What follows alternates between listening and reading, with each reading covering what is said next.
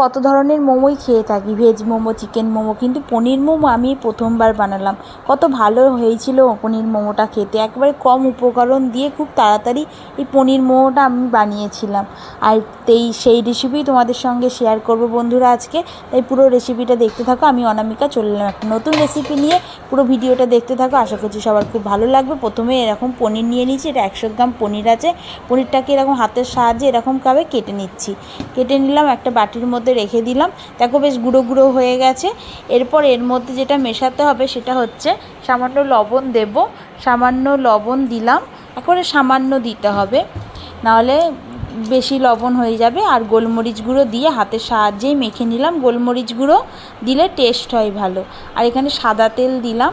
সাদা তেলটা দিতে হয়, দিলে না বেশ জড়াবে না। আর এখানে শেজওয়ান সসটা দিলাম, কারণ আমি তো অন্য কিছু উপকরণ মেশাচ্ছি না, তাই শেজওয়ান সসটা বেশ ঝাল ঝাল হবে না, সেই জন্য। আর এরপর একটা সাইড করে রেখে একটা বাটির মধ্যে 1 বাটি ময়দা নিয়ে নিলাম। এরপর 1 বাটি ময়দার মধ্যে পরিমাণ মতো লবণ দিয়ে দিচ্ছি। পরিমাণ মতো লবণ দিয়ে একটু সাদা তেল দেব।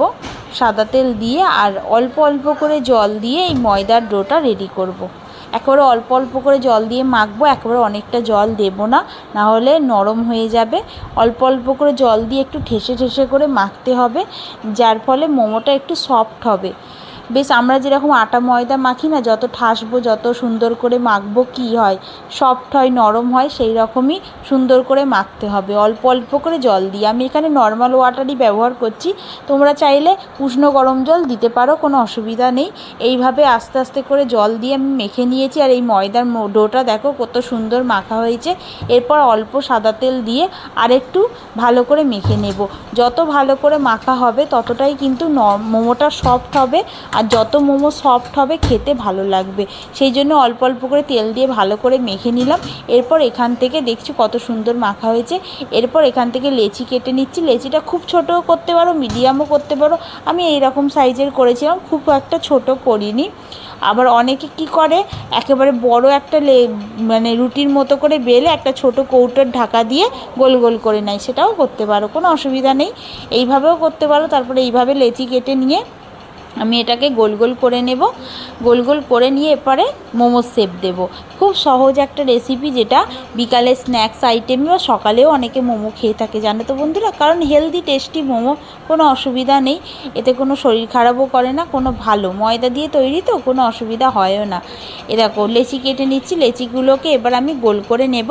গোল করে নিয়ে রেখে দেবো। তোমার যদি মনে হয় আরও ছোটো করবে, ছোটোও করতে পারো। এরকম লেচিগুলো আমি গোল করে রেখে দিচ্ছি।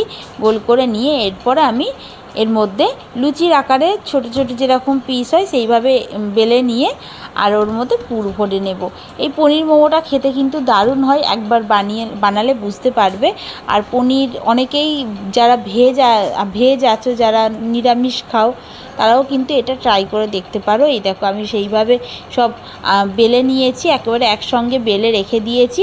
আর সামান্য ময়দা দিয়ে বেলেছিলাম। এরপর আমি পুর দিচ্ছি। দেখো পুরটা কিভাবে দিলাম, পুরটা দিয়ে আর এইভাবে মুড়ে নিচ্ছি। তোমরা অনেক রকমের শেপ দিতে পারো, আমি এইভাবে শেপটা দিয়ে দিলাম। অনেক রকমের মোমোর শেপ আছে, অনেকে অনেকভাবে দিয়ে থাকে, আমি এরকমভাবে দিলাম। যাই হোক, মুখটা ভালো করে মানে এটা দিতে হবে, যাতে না পুরটা বাইরে বেরিয়ে আসে, এটা লক্ষ্য রাখতে হবে। ব্যাস হয়ে গেছে আমার মোমো সবগুলো কমপ্লিট। এরকম একটা মানে ফুটো ফুটো একটা ডিশ পাওয়া যায়, সবাই জানো। সামান্য তেল দিয়ে এর মধ্যে আমি মোমোগুলো সাজিয়ে সাজিয়ে দিয়ে এরপরে ভাপিয়ে নেব। আর যাদের মোমো স্টিমার আছে তাদের তো কোনো অসুবিধা নেই, আমার কাছে নেই বলে আমি এইরকম একটা ডিশ ব্যবহার করছি। সামান্য তেল দিয়ে দিলাম, কারণ না হলে জড়াবে না। দেখো মোমোগুলো সব দিয়ে দিলাম। এরপর আমি ভাপিয়ে নেব, গ্যাসের মধ্যেই করব, ভাপিয়ে নেব।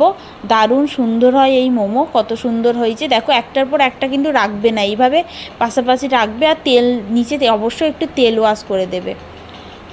সাজিয়ে দিলাম। এরপর এটাকে ভাপাতে দেব। আমি প্রায় আধ ঘন্টা মতো ভাপিয়েছিলাম। একটু ভালো করে ভাপাতে হবে, নাহলে না কাঁচা কাঁচা থাকবে। বেশ একটু মানে মিডিয়াম আঁচে ভাপিয়েছিলাম। দেখো ভাপানোর পর কিন্তু রঙটা পুরোটা চেঞ্জ হয়ে যায় সুন্দর করে ভাপানো হলে।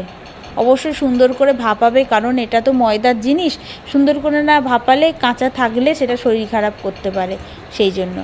আর এই আমার পনির মোমো রেডি হয়ে গেছে। এটাকে আমি সামান্য শেজওয়ান সস দিয়েই মানে সার্ভ করেছিলাম। তোমাদের কেমন লাগলো অবশ্যই জানিও। আর ঘরোয়া সসও তৈরি করা যায়, অন্য একটা ভিডিওতে তোমাদের সঙ্গে শেয়ার করব।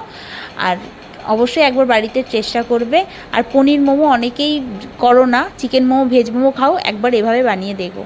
ভালো থাকবে, ধন্যবাদ।